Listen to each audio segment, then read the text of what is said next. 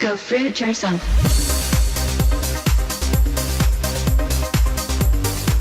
The time has come in America to launch an intensive campaign to find a cure for cancer.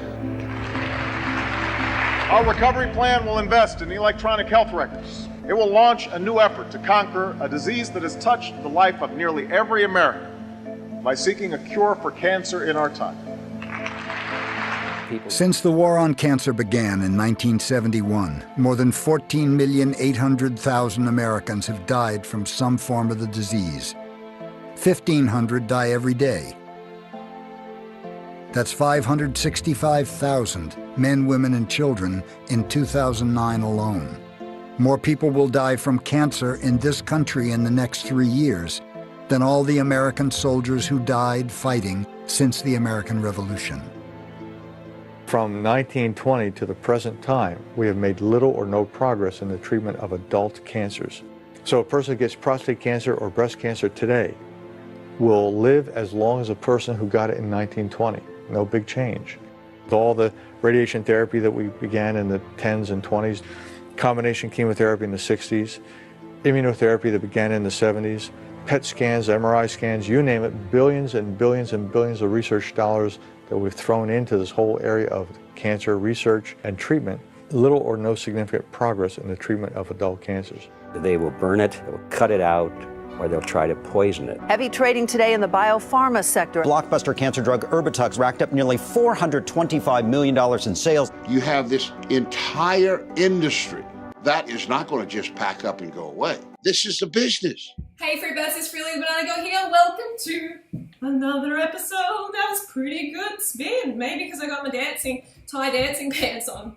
I love these pants. They're like $5 from Thailand. Super comfortable. Probably going to get another 5 pairs when I get over there. So, okay, on to today's topic. It's a really, really important one. All right? It's something that touches the lives of millions and millions of people out there, and that is cancer.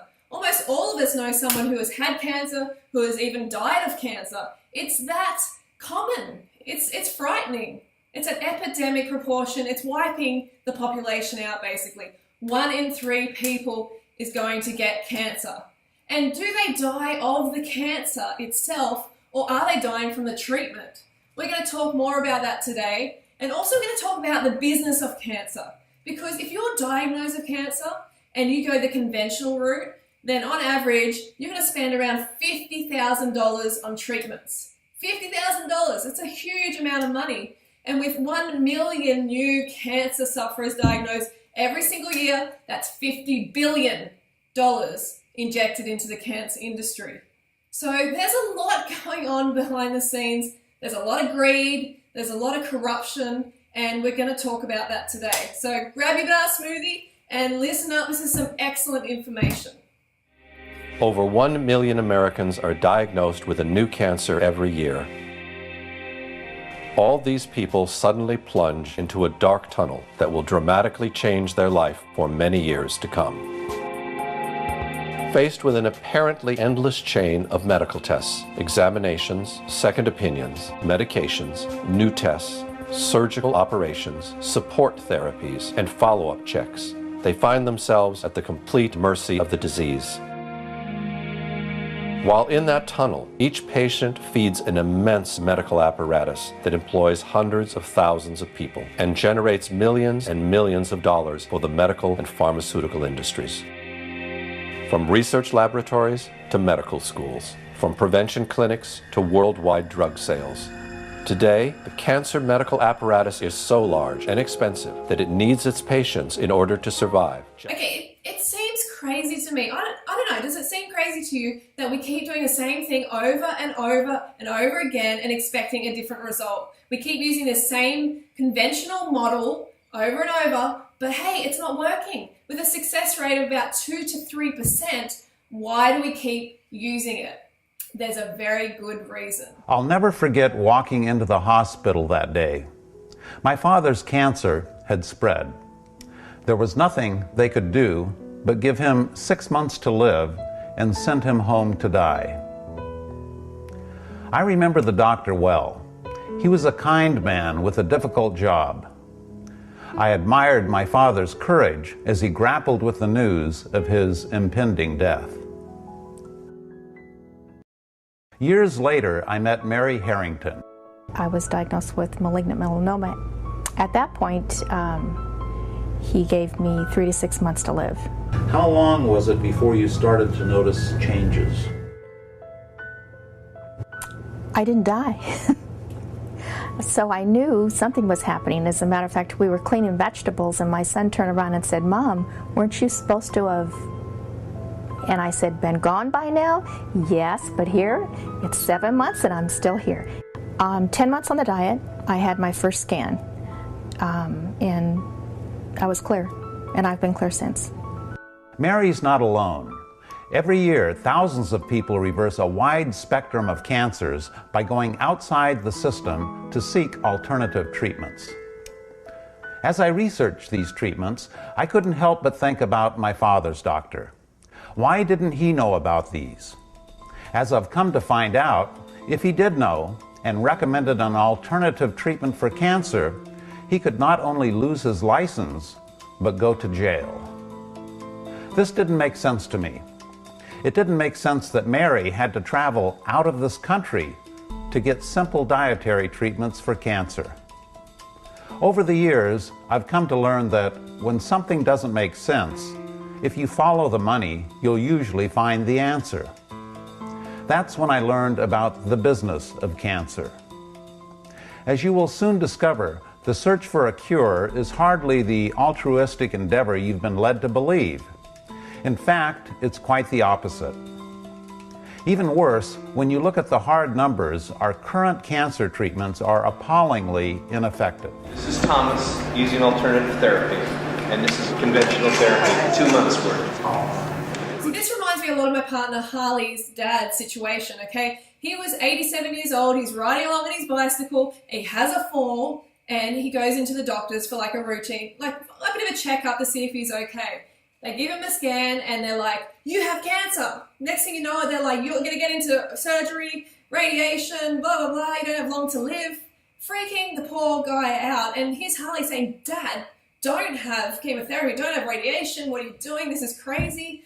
And of course, Harley's dad was very scared and he had a lot of faith in the medical model, as a lot of people do. So he had the radiation. And within 1 month, he was dead. We're talking about an 87-year-old man. How irresponsible of these people to even consider it. The doctors do a scan and all of a sudden it's like, "Cancer, we need to attack it, let's get it." And you know what? They destroyed his immune system and he died. If conventional therapy has such limited results, why isn't the medical profession willing to investigate alternative approaches? The answer to this question may be found in some historic events that took place almost a century ago, when official medicine finally managed to gain the upper hand on the so-called empirical doctors, who cured patients with herbs and natural remedies. In the 1800s, society sanctioned both approaches to healing. Patients had a choice of using either doctors, called allopaths, or natural healers, called empirics or homeopaths. The two groups waged a bitter philosophical debate. The allopathic doctors called their approach heroic medicine. They believed the physician must aggressively drive disease from the body. The allopaths used 3 main techniques. They bled the body to drain out the bad humors. They gave huge doses of toxic minerals like mercury and lead to displace the original disease. They also used surgery, but it was a brutal procedure before anesthesia and infection control. Few patients were willing to have surgery. Most patients feared allopathic methods altogether. Satirists of the day remarked that with allopathic treatment, the patient died of the cure. A drug industry grew out of the booming patent medicine business. The doctors changed educational standards and licensing regulations to exclude the empirics. Soon, only AMA-approved doctors could legally practice medicine. In a brief 20 years, the AMA came to dominate medical practice. Organized Medicine launched a media campaign to associate the empirics with quacks. The code word for competition was quackery. So not only did the natural doctors get pushed out by the wealthy conventional model, But they also got blackened. Their name got blackened. They got called quacks, okay? Anyone who wasn't practicing the conventional way was a quack. The interesting thing is, you know, modern day doctors only get about 19 hours of nutritional training in their medical degree. 19 hours in the whole thing. They're doctors. They're meant to help heal people. They're meant to help, you know, help people become aware of what they're eating and the impact it has on their organism. But instead, they're just trained to prescribe drugs. I found that the average wife of these physicians knows more about nutrition than he does, but they sure know their drugs. And if you go to your typical doctor today, I don't care what it is, chances are you're going to walk out of there with a prescription. Why? Because that's what he has been trained to do. So I used to work in a medical clinic with doctors, and we'd have pharmaceutical reps come in all the time, and they would spoil the doctors. Okay, they would offer them trips and, you know, fancy equipment and all of this stuff. And then, of course, the doctors aren't going to want to recommend a healthy lifestyle to their patients, who are essentially clients, you know, because that's going to stop the flow of drugs. The companies that make up the pharmaceutical industry are among the largest corporations in the world. Together, these businesses have come to be known as Big Pharma. In 2004, their combined global sales were over $500 billion, with Pfizer and Johnson & Johnson leading the pack. In the U.S., the core of Big Pharma's immense profits is from sales of prescription medication. And since these drugs can only be prescribed by medical professionals, most of the industry's promotional and marketing activities are directed at doctors, pharmacists, and other healthcare providers. This starts out at the first day of medical school, and in many medical schools, even the incoming students that, you know, are 2 years away from seeing a patient will start to get gifts from the pharmaceutical industry. And as these students get farther along in their medical education, the interactions and the gifts escalate to free lunches, to dinners. Champagne, brunches, happy hours, New York jet tickets. No matter where you spend the money, you make money. And my boss always told me, don't worry about it. There'll always be more funding. Spend what you can. In fact, if I give you $100,000 to spend, Gene, I want you to spend $200,000. Before 1980, most clinical research was funded by the National Institutes of Health. During the 90s, most of that research got pulled out of universities and was brought to for-profit research organizations. Okay, so let's have a look at how successful conventional medicine really is. The fight against cancer, we've had this war against cancer since 1971. So let's have a look how effective it is. A cure is just around the corner has been the standard public relations pitch used to pump money into the cancer industry. The medical community has been working on a cure for well over 100 years. The war on cancer was simply a massive infusion of funds, which ended up creating a bloated and ineffective medical bureaucracy. Some of those involved in the war saw this from the very beginning.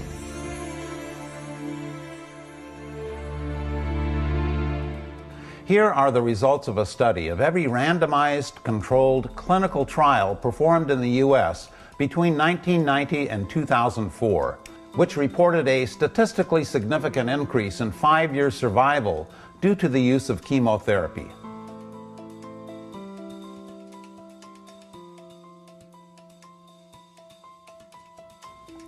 What you see are goose eggs, or near goose eggs, for all of our major cancers. The medical profession generally considers any drug with less than 30% effectiveness to be no better than a placebo. What you see from studies conducted over the last 50 years is that for our major cancers, the effectiveness of conventional treatments is far less than a sugar pill. So if the effectiveness of the conventional approach is no better than a sugar pill, no better than a placebo effect, and actually bad for you because you're poisoning yourself, then we need to look elsewhere for the answer.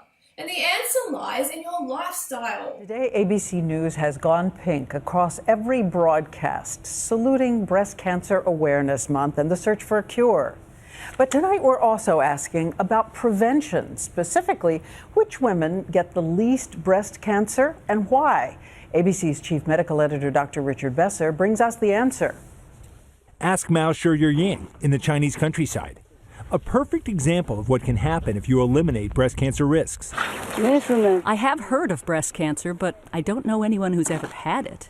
Not in her village or in any village she knows. Rural Chinese women like Mao have the lowest rates in the world. She eats mostly rice and vegetables, little meat, little fat, which lowers her risk. A healthy weight and exercise lower it more. So here's what it looks like to have the lowest risk in the world. But if Chinese women like Mao move to the United States, studies show that within a generation, her daughters would have the same risk as an American woman, the highest risk in the world. Our bodies cure cancer every day of our lives, and the difference between prevention and reversal is one of degree, not kind. In fact, the average American has 6 bouts with serious cancers during their lifetimes. That is, they actually reversed serious cancers 6 times in their lives without even knowing it. Those with healthy immune systems don't know about the battle their bodies are waging. Those with weakened immune systems will find out about these battles in the hospital. The foundation of a good immune system is diet. A good diet enables us to reverse cancer every day of our lives. So there's a reason why the rural Chinese are having such great success with cancer and we're struggling with it, because they're eating most of the calories from a plant-based diet and they're active. There isn't really a lot to it, folks. You know, it is very simple, but the mainstream medical model doesn't want you to think that. They want you to be in fear. So then you cooperate. You get your chemo, you get your radiation, you basically do what you're told, because then you're making money for them. You're making a lot of money. There's so much money that is injected into this cancer industry, as you've seen from this video. So you need to take your health responsibility into your own hands. Your sickness is unfortunately the medical model's like wealth. They're lining their pockets while you're getting sicker and sicker and dying. So take your health responsibility into your own hands and follow a plant-based diet. It's been shown time and time again to be the healthiest way to eat, to actually reverse cancer. So before you just run in there and get all fearful and go and get the chemo or the radiation, explore a plant-based diet. You will not regret it. Now you have the knowledge, so put it into action. All right, so I hope that helped. I will see you later on in the week. Don't forget to go fruit or root yourself. I'll see you soon.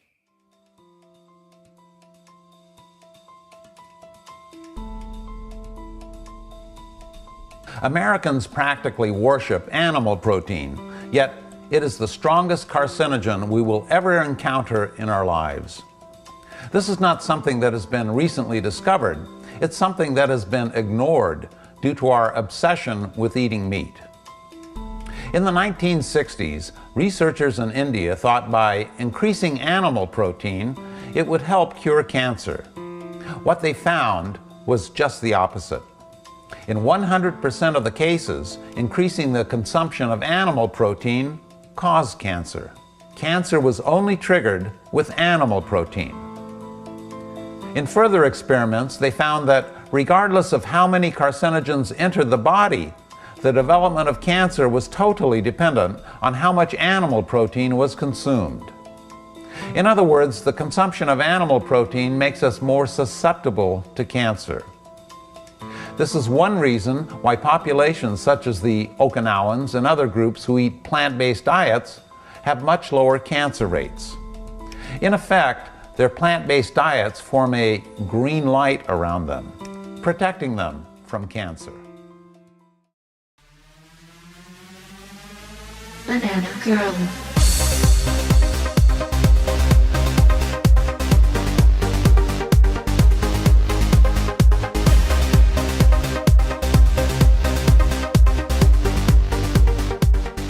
Go fruit yourself.